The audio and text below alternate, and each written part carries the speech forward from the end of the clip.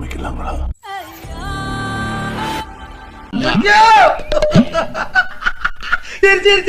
കുടിക്കാൻ പൈപ്പിലും വെള്ളമില്ല, കുറെ കെറ്റിലും വെള്ളമില്ല.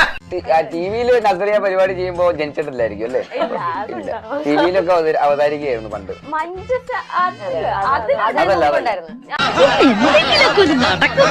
എന്തോ ഒരു പണി മണക്കുന്നു.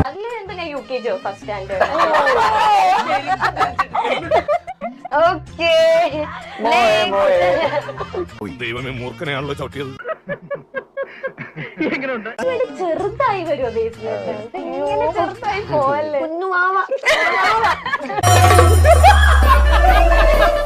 കൊള്ളാലോ കളി. അടുത്തത് പോലത്തെ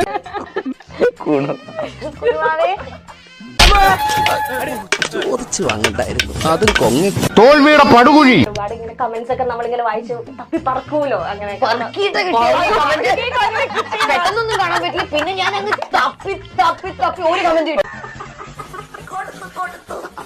നാണം കെടുത്തരുത്, ഇവർക്കൊക്കെ എന്നെ വലിയ ബഹുമാനമാണ്. ഒരു ഇൻട്രസ്റ്റ് അല്ലെങ്കിൽ ആ ഒരു ലെവൽ ഓഫ് ലവ് ഉണ്ടല്ലോ, കുറച്ച് കുറയുമല്ലോ. ഇവ മാസം മാസം പടം ചെയ്യുന്നത് ലവ് കുറയുമെന്ന്. ഇങ്ങനെ നാറാനൊരു ചങ്കൂറ്റം വേണം കേട്ടാ. ഈശ്വര, ഇവിടെ ആരുമില്ലല്ലോ ഇതൊന്ന് പറഞ്ഞു ചിരിക്കാനായിട്ട്. ഓരോ ബേസിൽ പടം ഫാമിലി സ്റ്റാർ മാറ്റി പറഞ്ഞല്ലോ ഒരു അബദ്ധം. അബദ്ധങ്ങളുടെ ഒരു ഘോഷയാത്ര തന്നെയാണല്ലോ നിന്റെ ജീവിതം. 4 വർഷം കൂടുമ്പോ പറയുന്നതാണ് ഒളിമ്പിക്സ് സ്റ്റാർ. വേറെന്തോ പറയാൻ വന്നാണ്, ഞാൻ പെട്ടെന്ന് മറന്നുപോയി. വേണ്ടായിരുന്നു. രണ്ടുപേർക്ക് നല്ല ചേർച്ചയാ. എങ്ങനെ ഒത്തു കിട്ടി?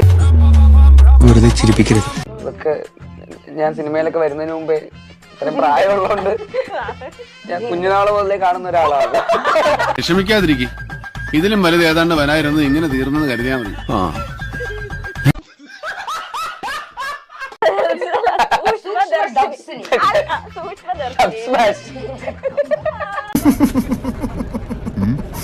എന്നോട് വിളിക്കുന്ന ഞാനും അണ്ടേ സുന്ദരാണി. അടി ഞാൻ ജയിച്ചു. പോയിട്ട് വരാം. മതി എന്നാ കാണാം.